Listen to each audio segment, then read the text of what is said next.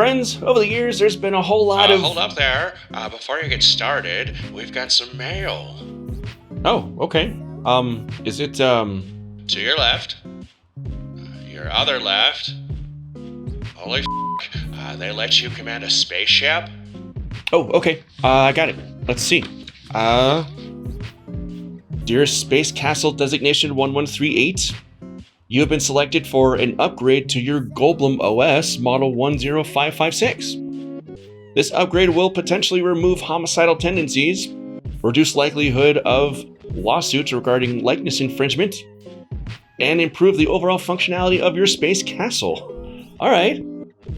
Please insert the enclosed floppy disk into your main console and open reboot.exe to begin. Interesting.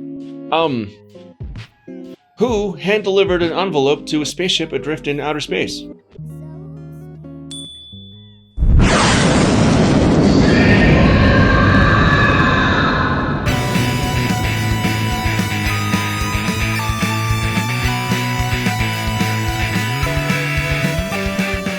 Welcome aboard Space Castle, where our continuing mission is to explore all things nerdy in the universe. I'm your Captain DT, and it looks like we're in for a bit of a reboot. Alright, hang on. Let's think long and hard about this before making any rash decisions. What if this is like a Pokemon scenario where upgrading me removes all my memories and you start off with a brand new... I'm in.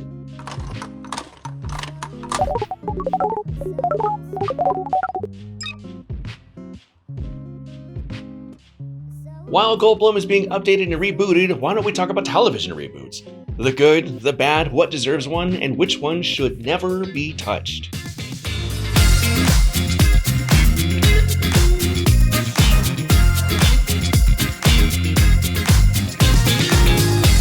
Now, the television reboot isn't as old as you might think. It doesn't have quite the long and storied history as something like the clip show trope, which I actually did an episode on before. No, actually, many people believe that the first TV show reboot happened in 1983 with the new Leave It to Beaver. Leave It to Beaver was, of course, the classic timeless sitcom that aired from 1957 to 1963.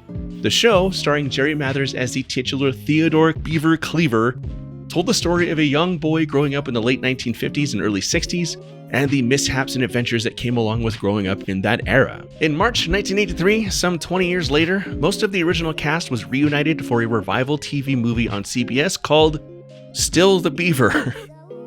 Beaver Cleaver, now in his 30s and divorced with 2 children of his own, moved back in with his mom June Cleaver, who had recently been widowed.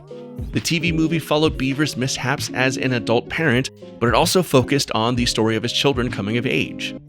It was well received and sparked a full TV show reboot, originally still called Still the Beaver, eventually switched to the new Leave It to Beaver, and the series kicked off in 1984 on the Disney Channel.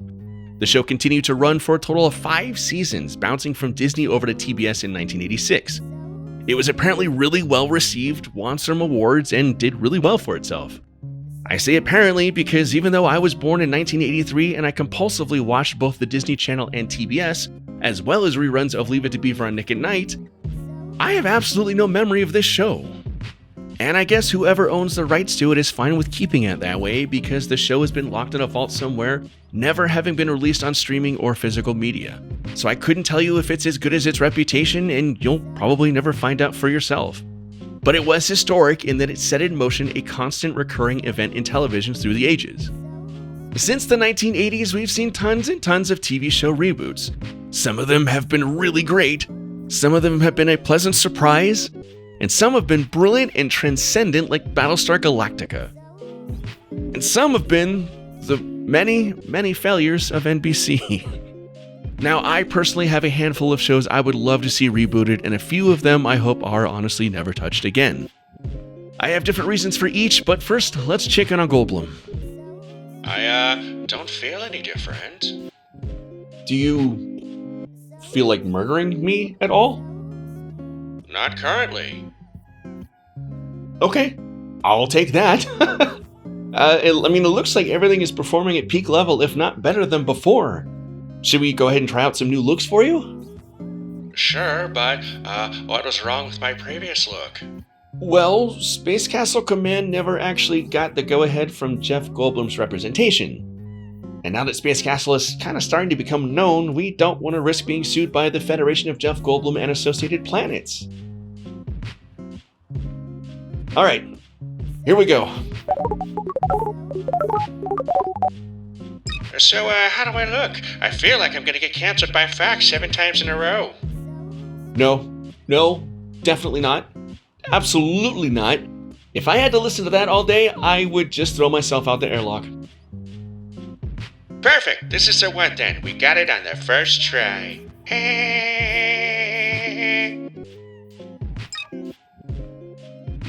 Now, first off, is a show that actually got a reboot back in 2011, but mishandling and poor circumstance led to it being canceled all over again just after one season. I'm talking once again about Thundercats.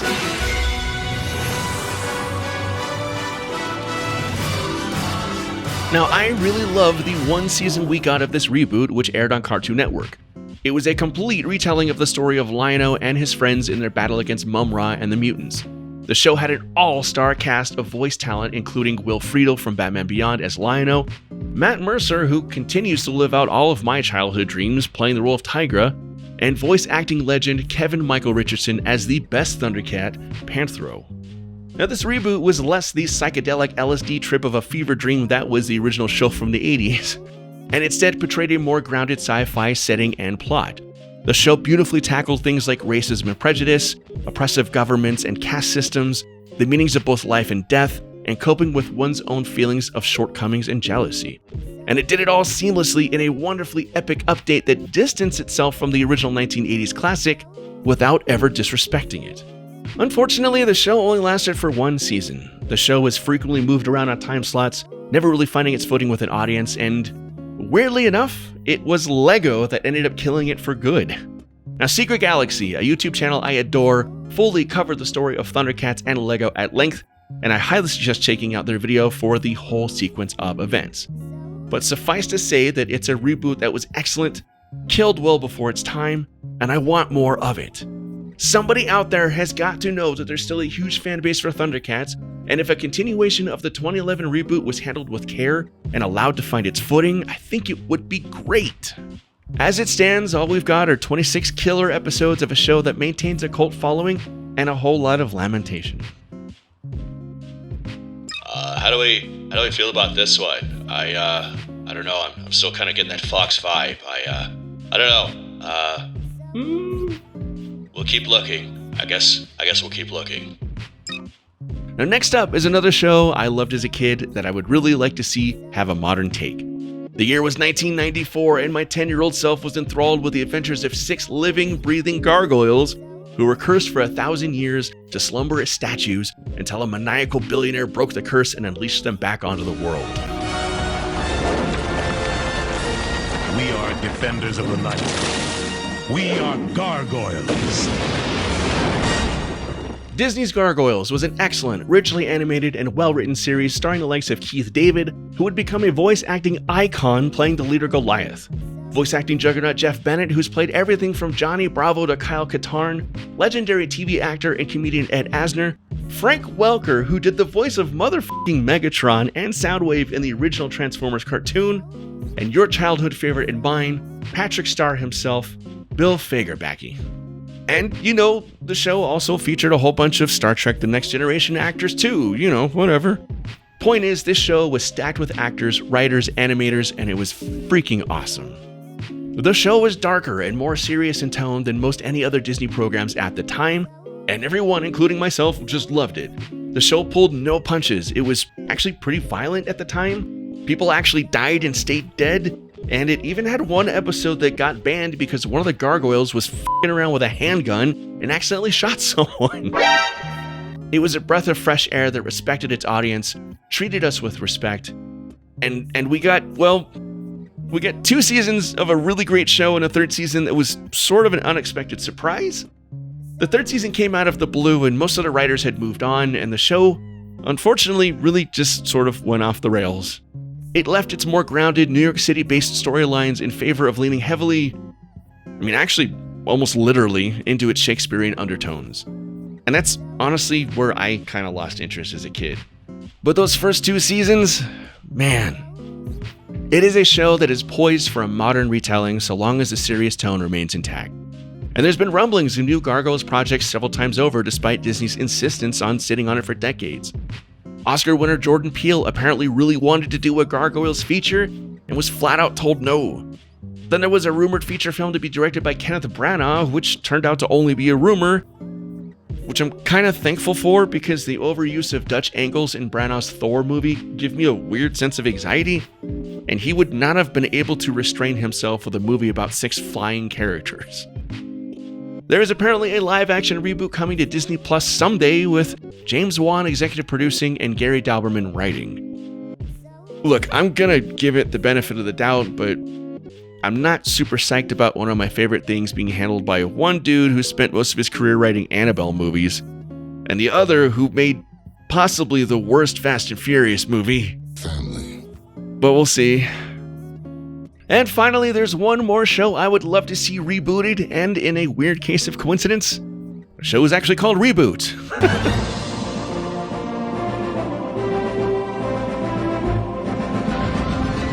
A fully CGI animated series that started airing on ABC in 1994, it chronicled the adventures of Bob, a guardian who protects the inner workings of a computer, which is illustrated in the show as being a functioning city with a wide variety of characters who all serve some sort of purpose. The most prominent of which are Dot Matrix and her younger brother Enzo, who befriend Bob on his quest to keep the city, called Mainframe, safe. The largest threats to Mainframe are a pair of viruses called Megabyte and Hexadecimal, who constantly scheme to take over, and incoming game programs which drop into the city like giant purple cubes. Anyone caught under these purple cubes when they land in Mainframe are transported into a number of video game environments where they have to compete with the user for survival. If the user wins the game, it nullifies the section of the city that the game cube landed in. Hang on, Nintendo? Did y'all do a crime? Anyway, it's a weird concept of someone doing actual irreversible damage to their computer every time they win a video game, but it also fits in with video games being really fucking hard in the early 90s. Looming over the show is also the ominous threat of the web, which is said to be a nightmare realm filled with monsters, rogue programs, and terrible destructive storms of information. The show is actually really prophetic in its description of the web as an inevitable destructive force that would change everything for the worse forever. The show only lasted 2 seasons on Saturday mornings in America before ABC was bought by Disney, and ties were severed with the production company behind it, Canadian-based Mainframe Entertainment. The show lived on for a few more years in Canada afterwards, but aside from scant airings of season 3 onward on Cartoon Network here in the States, the fates of Bob, Enzo, and Dot remained largely unknown to us until the series recently landed on Tubi and Pluto TV. But the show ended its abbreviated 4th season on a cliffhanger. And the creator of the show, Gavin Blair, refuses to ever say how it will end in case he ever gets a chance to reboot. And I really hope that someday he gets a chance to start from the beginning with modern animation and finish it properly. How do I look now? Good? I feel strong like living tissue of a metal endoskeleton. What the heck? I thought the options in this reboot were supposed to reduce likeness infringement. Put that Cookie Crisp down, now!